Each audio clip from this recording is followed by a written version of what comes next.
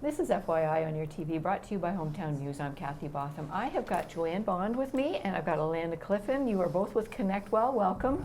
Thank you. Come. We always have people from ConnectWell here once a month, and I was just saying there's so many professionals involved with ConnectWell, but that's why they call it ConnectWell. We're well connected. Now, April is Autism Awareness Month. Yes. And you had a special day last week. Yes, on April 2nd. And you had a little bit of a celebration, a bit of an event? That's right. Yes, there was 2 events, one in Carleton Place and one in Brockville. And it was really a collaboration of services and partners within the community. Okay. And it was all celebrating the concept of neurodiversity and celebrating just the wide varieties of different minds that we have in our community. Excellent, excellent. Now, you both bring different skills to the table too. You're an occupational therapist, That's right. Alana, and Joanne, you are a autism therapist. That's correct. That's right. And you're both Play Project Consultants, and PLAY is an acronym and it stands for? Play and language for autistic youngsters. Okay, and how long has that program been around? Ooh, it originated in the United States, and so I don't know off the top of my head exactly when it started back then, but I feel like in the 90s or early 2000s or something. It's been around for a while. But it's only recently been introduced in Ontario as part of the Ontario Autism Program. It's been made available as one of the caregiver-mediated programs that are offered to families through the Ontario Autism Program that they can enroll their children in if they have a diagnosis of autism and are under 4 years of age. All right, can you speak of what autism is?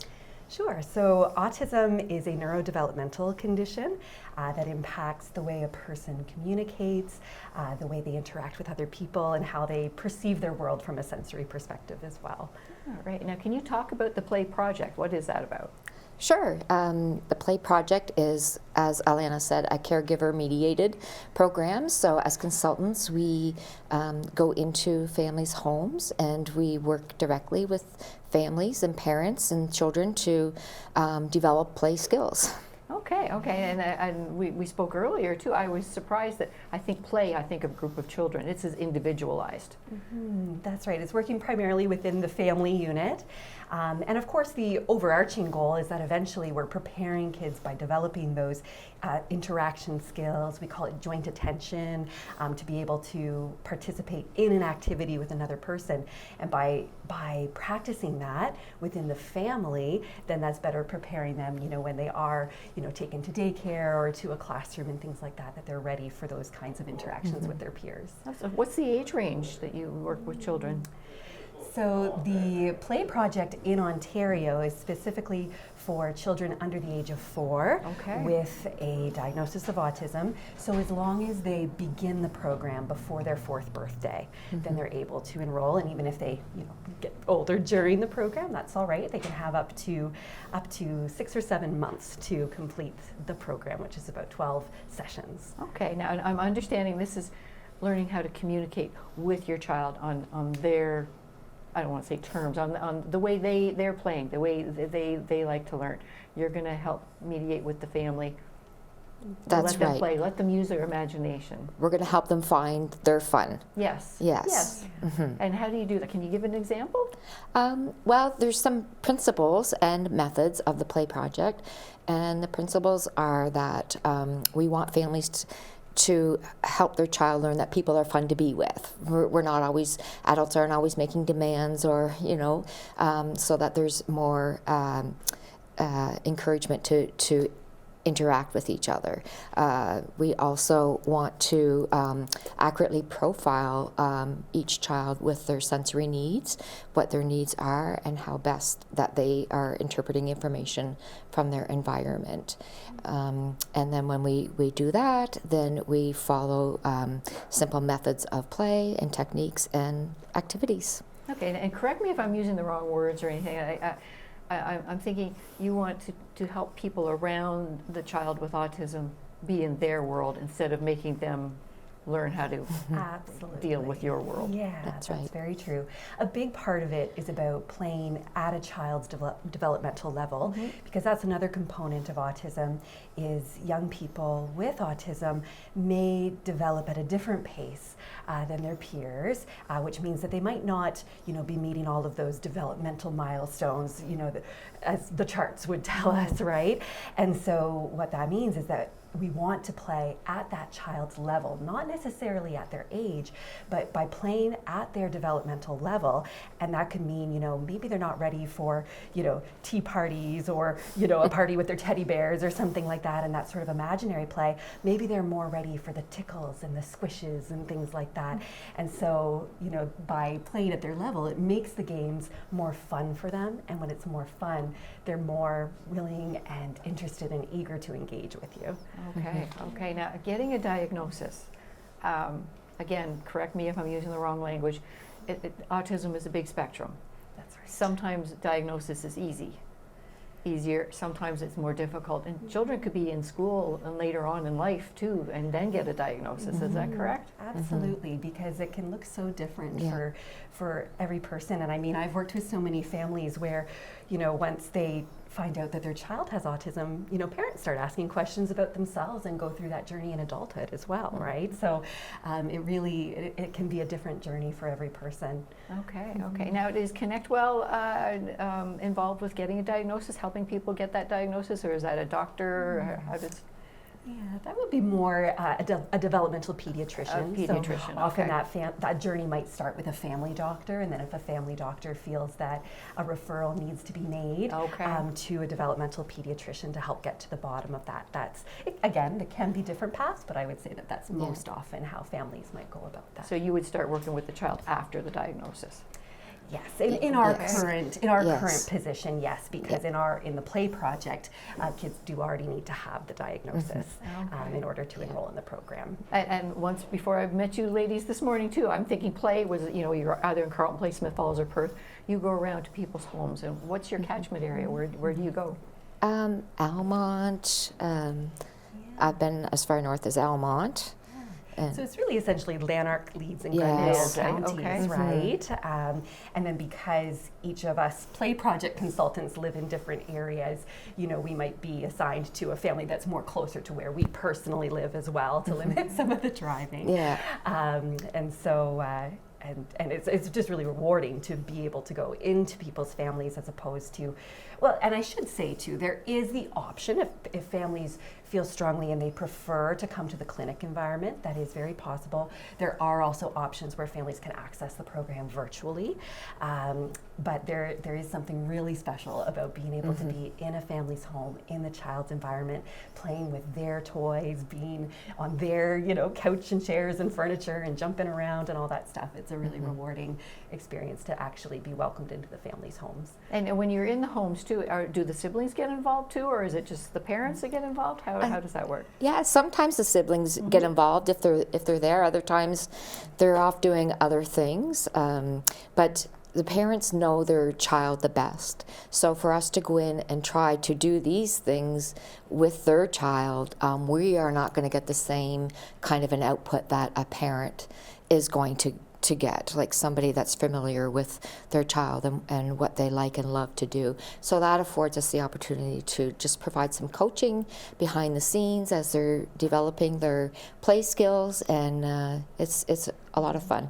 Excellent. It helps to get away from that old medical model of this idea of, taking your child to a therapist for 1 hour per White week. coat. The therapist does something with them to Yeah. quote unquote fix their child, when we're really turning that completely on its head, because there's nothing to be fixed. There's only growth to happen, right? Absolutely. And by giving the parents those skills and strategies to interact in that, therapeutic, meaningful way with their child, then the child can access that therapy essentially 24/7, right? As Absolutely. opposed to just 1 hour a week with a professional in the white coat, like you say. Yeah. Now, is the play project something you ladies do every day, or is this just a portion of what you do?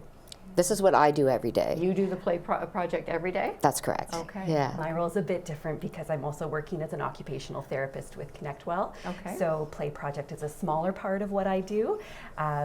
but it's one of my favorite parts of what I do. And the rest of my time I am doing more occupational therapy services with families. Just with children or adults or?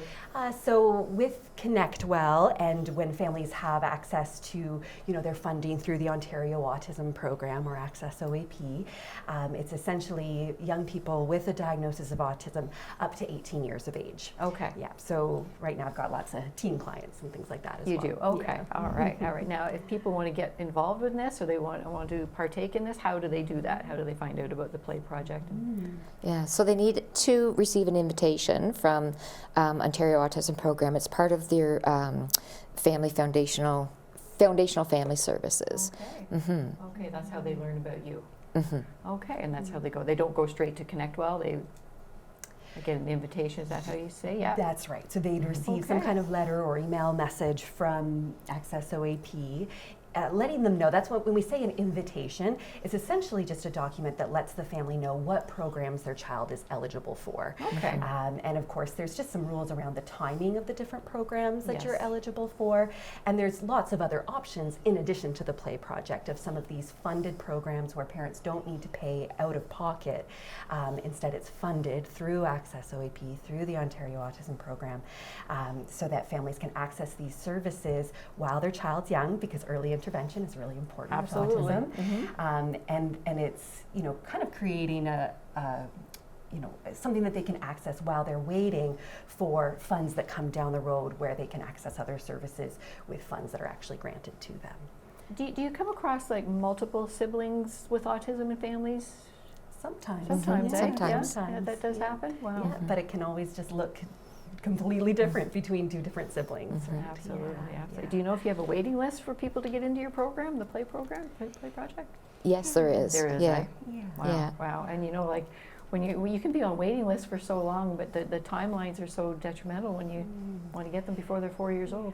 And a lot of effort is made to Yes. prioritize those Yes. kids that are getting close to that 4th birthday to make sure that they get into the program before they age out. All right. Now, is it a one visit type thing, or is it ongoing? How do you work with that? It's ongoing. So over the course of 6 months, we would do 12 in-home visits. Wow. And in those visits, we would do some videotaping of the parents playing with their child. And so we would be coaching. And then after the session, we would also kind of go back through the videotape and use it as a teaching tool to say, oh, like, look at all the great things that you are doing, right? And then also kind of talk about things that we could do differently to get those circles of communication is what we're aiming for. So a circle of communication is like a volley back and forth. So somebody opens the circle and then somebody closes the circle. So we want our kids to be opening more circles with others and not always just be closers. Wow, 12 visits in 6 months. That's awesome. That's wonderful. That's wonderful to keep and maintain that, because it may take a few visits for them to get used to you too. That's Yeah, how are you Yeah. comfortable when there's somebody in the room? Yeah. Well, and for parents to feel comfortable. Yes, too, Yeah, that's true. especially Yeah. when you add that element of the videotaping, it can feel a little intimidating at first. It can feel intimidating for us too, because we also ask the parents sometimes to videotape us playing with the child, and I still get a little nervous about that sometimes. But it is really rewarding when you're able to look back on those videos. Like there's stuff that you miss in the moment, that when you Right. look back in the video and think, oh, cool, look how, when you use this play strategy, your child responded in this way, right? That you might not even notice that it's happening in the moment. So Right. while it can be a little intimidating at first, you get used to it pretty quickly, and it's a really good return, Yeah. really nice. Yeah. It's very rewarding. Oh, yeah. that's amazing. Yeah. That's amazing. Yeah, it's 12 visits in 6 months too. That's equally as amazing. Good for you ladies for doing this. My goodness, we do have quite the population out there of people who are diagnosed with autism and they need the support. So, not just April is Awareness Month for autism. It should be all year round too. So, and that's what you do. So, thank you very much for doing that. How do people get a hold of ConnectWell or you ladies if they want more information? Well, I mean, as far as getting in contact with ConnectWell, the best idea would be to contact the main office and ask to be a part of their email list, Right. Because they send out email blasts with all the different programs and things that are available. And again, always just watching, if your child has received a diagnosis of autism, get registered with the Ontario Autism Program. Watch out for communications from them and check your junk mail. Yes, That would let yes. you know about the different programs your child's eligible for, so that you're seeing all those different opportunities. Wonderful, wonderful. Well, thank you very much for coming here today. I've got Joanne Bond and Alana Cliffen, both from ConnectWell. Alana, you're an occupational therapist, and Joanne, you are an autism therapist. Thank you very much for joining us today. Thank you and for all you having do. us. Thank you. Thank you.